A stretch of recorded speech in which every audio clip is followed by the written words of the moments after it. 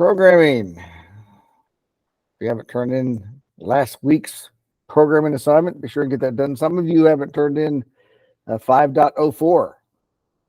So you're starting to stack up assignments. Let's not get too far behind there, guys. Foundations of programming. All right, let's go to our grade screen.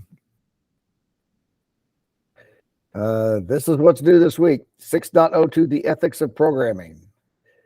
And then we'll have coding and careers. And I think I may scratch this discussion-based assessment. I'm not sure. That's one where you would meet with me individually and I would ask you questions about their programming assignments. And you'd say, okay, well, the way you do that is you do this. And so I'm not sure on that. If everybody's pretty caught up, we may just skip that and move on to our last unit because we got one more unit after this one. So we're on the ethics of programming. So let's take a look at the ethics of programming. Right here. I need to rename those to say which one's the assignment and which one's the lesson. But you guys know it by now. So let's talk about ethics. That needs to be discussed more often, I think. If you look at all the news and what businesses are doing and the government and everybody, it's just crazy. Google's code of conduct contains the words, "Don't be evil." Interesting. But there's been a lot of debate throughout the years over what that really means. And does Google follow its own code? So here's Google's official wording. Don't be evil. Googlers generally apply those words to how we serve our users, but don't be evil is much more than that. Yes, it's about providing our users unbiased access to information, focusing on their needs and giving them the best products and services that we can. But it's also about doing the right thing more generally, following the law, acting honorably, and treating each other with respect. Debates have surrounded their "don't be evil" statement. It has actively censored certain information in searches. You can find lots of information about that, especially in countries with strict information laws. And in 2013, it was also accused of avoiding taxes in the UK. So is it acting ethical? Is it acting honorably as it has in its own statement? Is it following the law? So the question is simple, but the answer is pretty complex. So what are the ethics of programming? So we're going to discuss the ethical responsibilities of programmers, the various security risks and threats to computer systems, what enterprise software systems are, how they impact businesses, the importance of having an emergency or disaster response plan, and methods to store and back up data. So let's look at these things this morning. Ethics for the win. A programmer's job is not just writing code, but it's maintaining it and ensuring accuracy, security. Programmers have access to lots of sensitive information, right? Because you have to enter your information in lots of websites these days, lots of programs. They have an ethical responsibility to protect the user's privacy and the data. And just because a program can be written to do something doesn't mean that it should, ethically speaking, right? So here's a few ethical guidelines from the Association for Computing Machinery Code of Ethics and Professional Conduct. So here we go. Number one, contribute to society and human well-being. A programmer should develop programs that help improve society, reduce threats, make everyday activities easier, right? Because if computers are not making our life easier, why do we even have them? It's just stressing everybody out.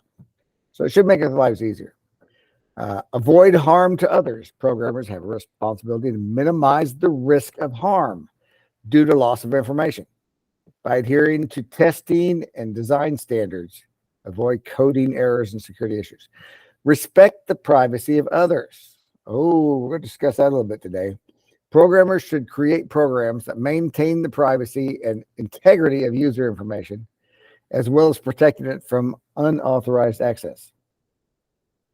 Give proper credit for intellectual property. Oh, do websites steal from other websites and stuff? Programmers are obligated to recognize and credit any use of other people's work, even if it's not protected by copyright law or patent. It's unethical to take credit for somebody else's work as your own. Ethical. Access computing and communication resources only when authorized. So having access to information is critical to democracy and global society, right? But programmers, like all citizens, should strive for equal access to information while also considering that some access may not include the right to distribute. some access to information may not include that.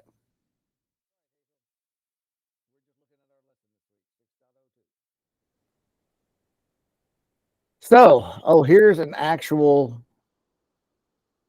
voting in our program. You can vote, and this is like for people everywhere in this program on Buzz.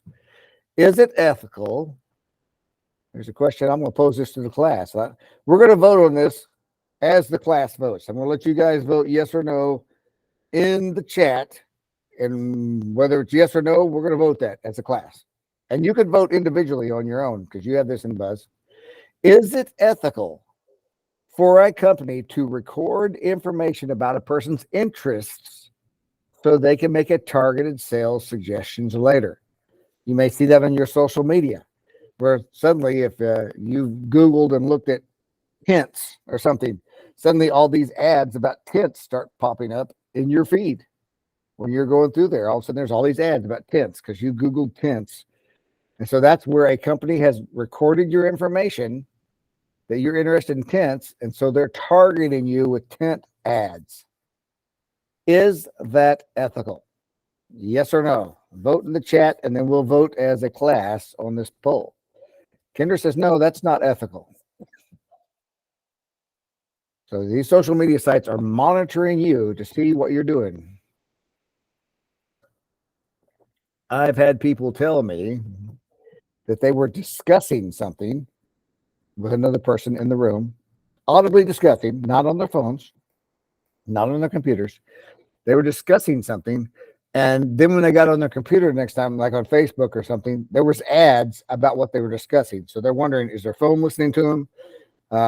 Did they have an Alexa? Was the Alexa listening to them? What's listening? Something was listening to them because they said they started seeing ads for whatever they were having a discussion with someone. That I certainly think is not ethical. If they're listening to your audio, they're listening to your voice. I'm getting lots of no's in here. Is it ethical for a company to record information about your interests so they can make targeted sales suggestions? I'm saying no, no, no, no. Now, we know a lot of companies are doing it, but is it ethical? Anyone else want to weigh in before we vote as a class here? I personally don't think it's unless you've given them permission, unless they've asked you specifically. Now, most of them have a place where you can opt out of that, but they don't make that right up in your face. You have to go find that, right? I don't think it's ethical to do that unless they've asked you in advance. Would you like us to target your ad? So we're going to say no. Let's see what the results are. We're going to vote. Oh, right now, 60% of votes have been no. And so there's been 3,500, almost 4,000 votes on this. Most people think that's not ethical. A lot of people think it is ethical. Interesting. Right to privacy. All right. And you can click this and it'll email you when there's a final result. I don't know when they're going to finalize that, but let's look here. Is it ethical for a programmer to reuse someone else's code to create a new program and not credit them? So if somebody else has a program, you take that program, copy it, paste it in, and then you change some things. Is that ethical? But you never said, oh, this program is based on this person's program. Now, we can say no on that because that's just like plagiarism. And if you're writing something and use somebody else's words, that's a no. And 96% say no on that. That one's a lot more straightforward. There's 99 people think, oh, no, that's fine. That's fine. No, it's not really fine. Is it ethical for a cell phone company to create a secret backdoor? Oh, here's a good one. You guys weigh in on this in the chat. Is it ethical for a cell phone company to create a secret backdoor for government to access data as a matter of national security? So all the information you store in your cell phone company, if the cell phone company has programmed the phones to where if the government needs to get into your phone to check something for national security, maybe there's some indications that you're texting some bad people out there that are looking to have a terroristic threat or something in the country, Instead of having to go through the courts and get a subpoena to get your phone, they've got a back door with the government and can just access your information without you knowing it. Is that ethical? Malachi says no. Kendra says yes. See, this is some debate right here. Is it ethical as a matter of national security?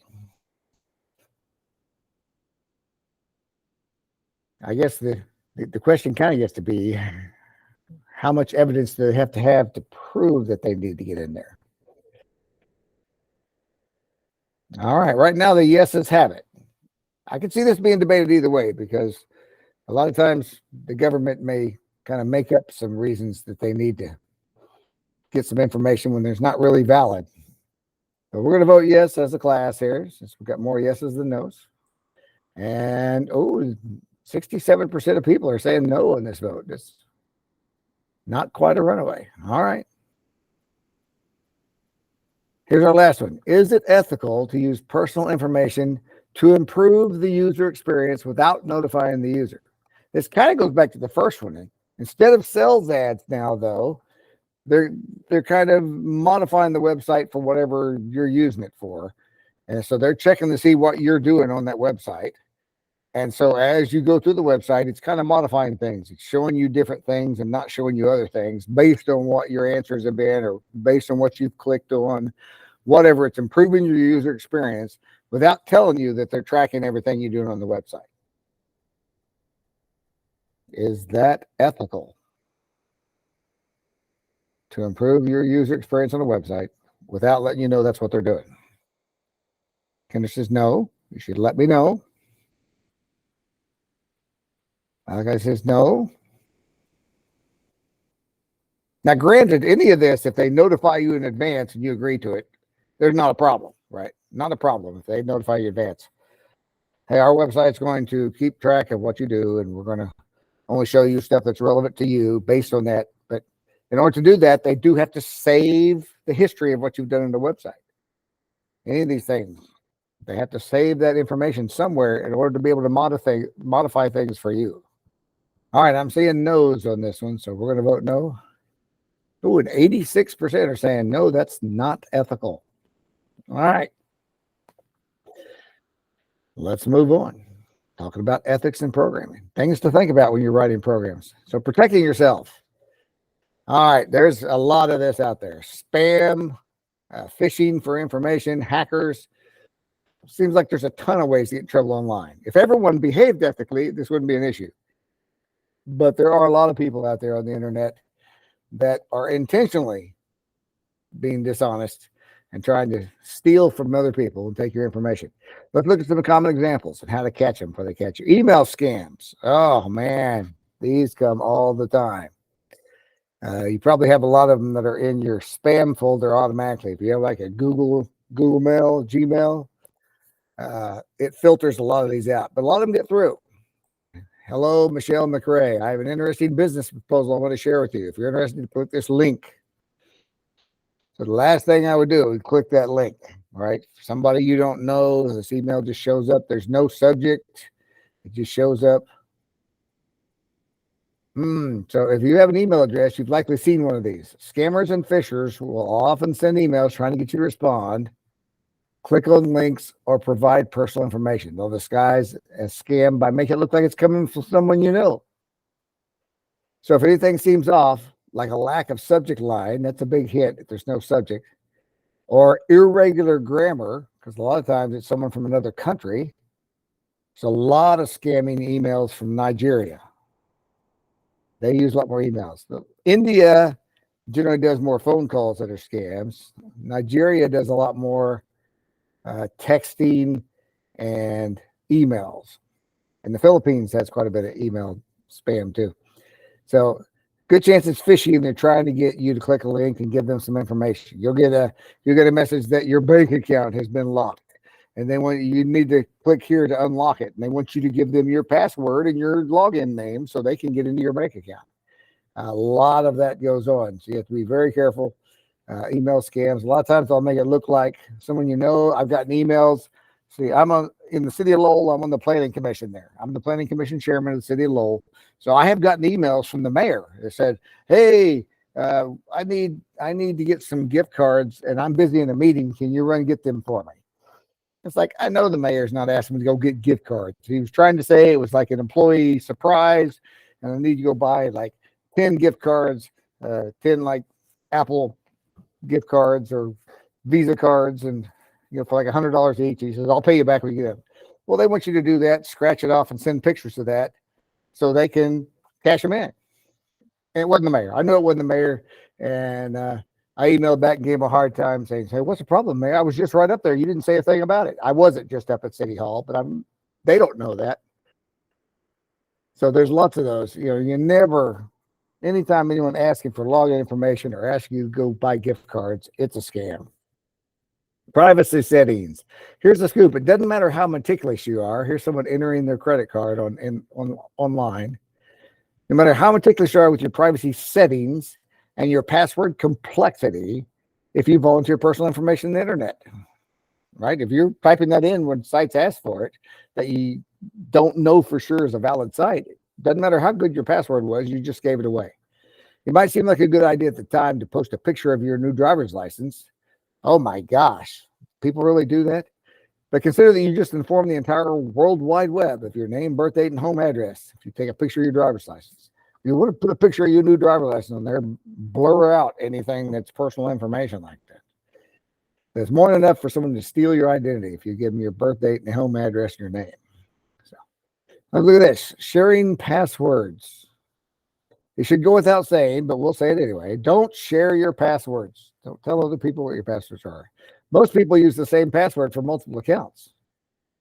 So while sharing your Instagram password might seem like a relationship milestone, I'll let my boyfriend know what my Instagram is, you may not be as keen to share your bank account information, and a lot of times using the same password. So if you're giving someone your password to one of your sites, they probably can get to a lot of your sites.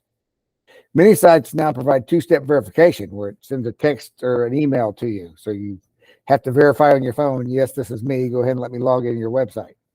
That's a good extra step to make sure your information is secure. I've had to do that. I had back in August, someone hacked into my wife's email account. And she has a couple of email accounts. This is one she didn't use. This one she used to use all the time and doesn't use as much anymore. Someone hacked it. And it was from overseas, because I went and found it was, I don't even remember what country now. They hacked it, and then they started going to all these other websites and asking for the password to be reset. And those passwords would send the link to that old email address a lot of times. So they were able to go in and change her password on a lot of different sites. And I had to go in there, and once I discovered that, I had to lock them out of all these sites. Now, fortunately, none of those sites had any credit card information saved. That's what they were looking for, because they were targeting sites that were shopping was there, where you could put your credit card and just save your credit card on that site.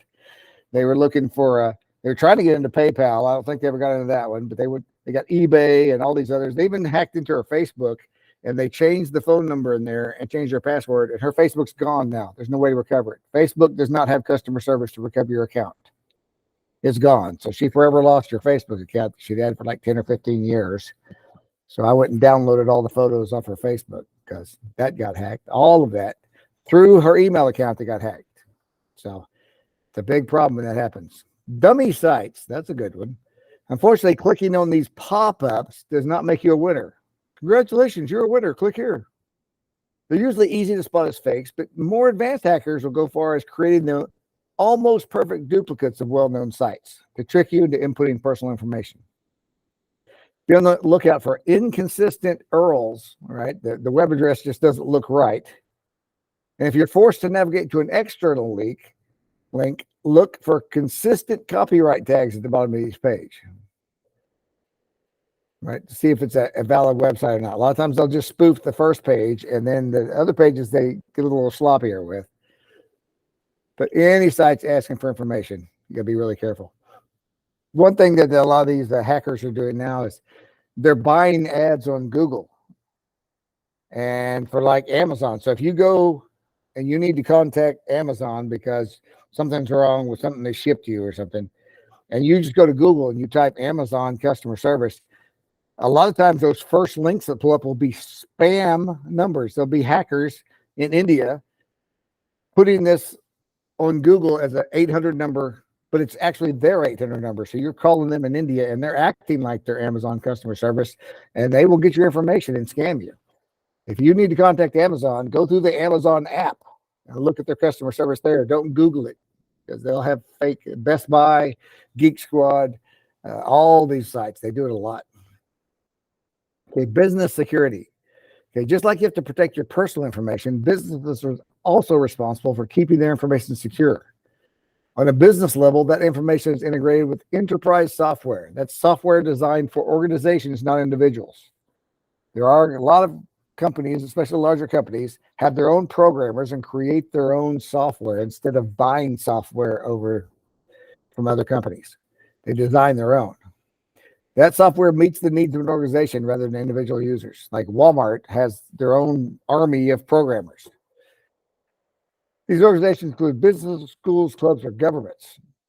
So have you ever logged into a portal to check your grades? Sure you have. You've used Hack, then you've used enterprise software. It performs different business functions like customer information management, accounting, file storage, and more. So it helps organizations function more efficiently because the software is built specifically for business rather than individual use. Like the Home Access Center is built and maintained by the state of Arkansas to handle all the grades for all the public schools in Arkansas. They have their own programmers. Like during spring break, you could not access Home Access Center for about 4 days because their programmers are taking it offline and were adding new updates to it. As we talked about, you have to update your software regularly for new bugs and different things you're changing. In the world of enterprise software, many companies end up with a lot of access to a lot of information. Email addresses, phone numbers, birth dates, social security numbers, and businesses have a responsibility to keep that information secure, or could have catastrophic consequences. I mentioned this last week, but I remember this. In 2013, it's been 10 years now, 70 million Target customers had their personal information stolen. They had a basic malware infection created by hackers and got in, and the data breach cost the company over $10 million in a class action lawsuit. I was one of the victims of that. My wife and I had shopped there at some point, and they had our credit card information that they had when we made a purchase. They saved that credit card information in their system, and hackers got it. They got lots of credit cards, 70 million customers. So they were out there stealing money from a lot of people through their credit cards. So we have not stopped at Target in 10 years. That's great. That was our last of our Target. They let our information get tagged. All right. Have a plan, use that plan. There it is, the blue screen of death right there. You've seen that pop up? And you're like, oh my gosh. Suddenly your life's work of music, photos, videos, documents, everything else is in limbo. Maybe it's gone, maybe not. So maybe they can be recovered. Maybe it's time for your machine to go kaput for good. Either way, waiting for the one or the other to happen eventually is not the best plan. So think about how devastating it'd be if you lost all your files on your personal laptop right now. All the files on your phone right now. Compare that to Google or the IRS losing all their programs or applications or files.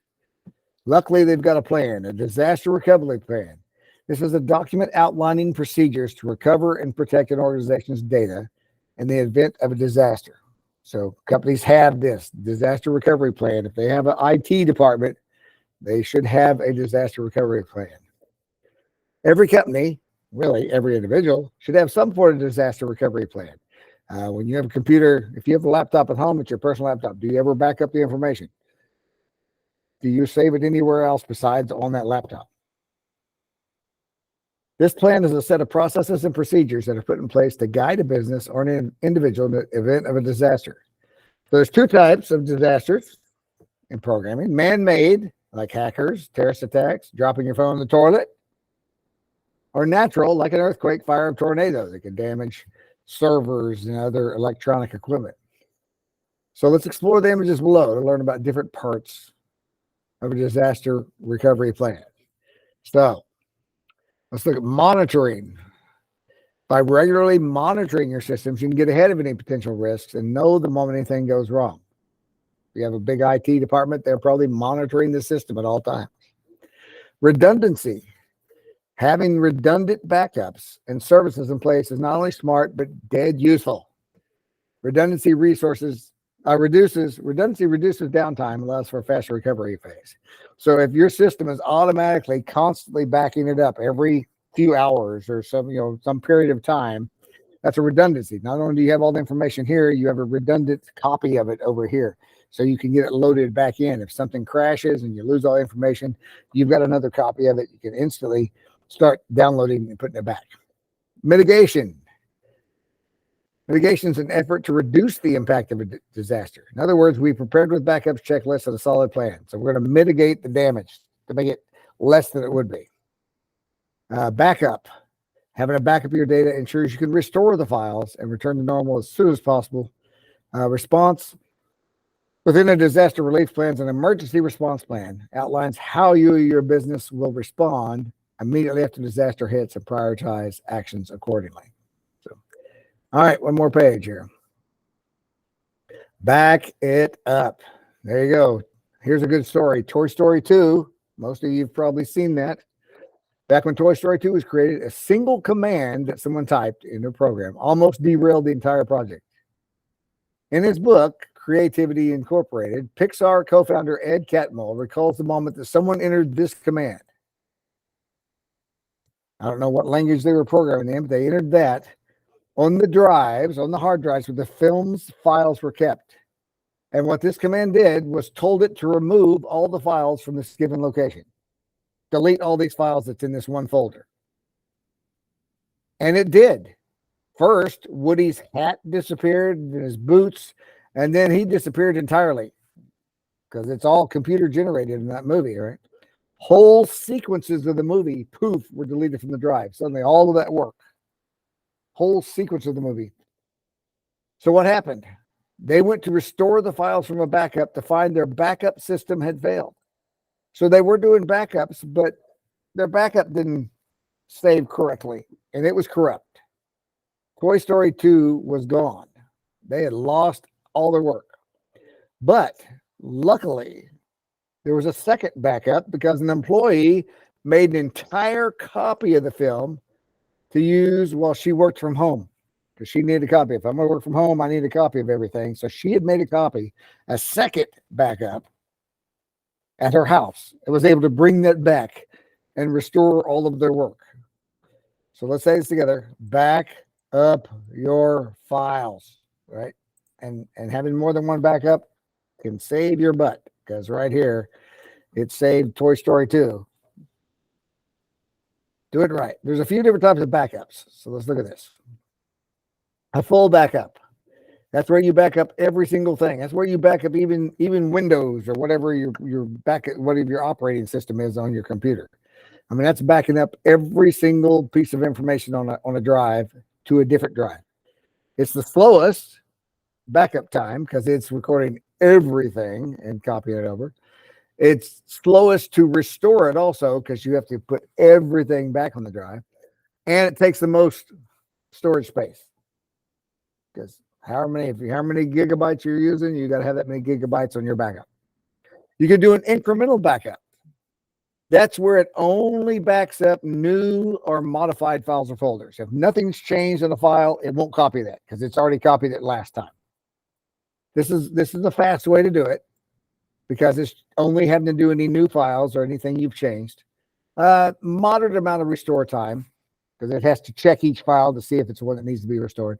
And it's the lowest storage space because I'm only doing exactly what's necessary. Everything else has already been copied. I don't need to copy it again. There's a differential backup. As you imagine, a lot of these terms, this week we don't have a program. We have a multiple choice assignment. So they may ask you about these different ones. So it'd be important to have these in your notes or know. A differential backup is all data since the last full backup. Every piece of file that anything has been used since the last time you backed up. It's a moderate backup time. It's pretty fast to restore and kind of in the mid-range on storage space. Because some of the data, you may have used the data, but you didn't change anything. But you used it since the last backup, so it's going to go ahead and make another copy of it. A mirror backup This will mirror new or modified files and folders. It's the fastest backup and fastest restore, and a high storage again, because it's going to make multiple extra copies of something you already have, because it's going to make a mirror copies of them. All right. So whether it be a human error or a hurricane where everything gets flooded, having a plan with the right backups will definitely help. Not only does it reduce downtime, but it'll have you up and running as soon as possible. So if we click on these images, there's some different ways to do it. Right here, an external hard drive. All right, this traditional backup method, it stores your data to a local media that's external to your computer. Something here. Okay. I used to have one that I carried here in this bag. I think I've got it at the house right now because I don't have my external backup with me. But it's a great way to do that. You can buy like a 1 terabyte backup, pretty cheap. This will include, you can do it on thumb drives, an external USB hard disk drive, or a tape backup. Here's another way to store your backup data: network attached storage. So this is something in your network that has a different hard drive, not the one you're using right now. It's a different one. Backup storage often syncs your files and folders into a storage device located somewhere on your network. I used to have one at my house. I had a hard drive that was attached to my modem, my Wi-Fi, my router. And so I could access that router from any computer I had on the Wi-Fi, and I could save files to it as a backup. It was a network drive. So only those authorized on the network would be able to access it. Anyone on my Wi-Fi could have looked at my extra hard drive that I had attached there. You're going to use like CD or DVD drives. Now, those low storage there, because they don't hold nearly as much as these external hard drives. But low storage data you like to share, movies, music, pictures, applications. Low cost, very cheap, but they have a short lifespan with slower read and write speeds. And then finally, this one you're familiar with, also known as the cloud, an online backup service. This is the storage option that allows you to access your data via online service. It's accessible anywhere with an internet connection, right?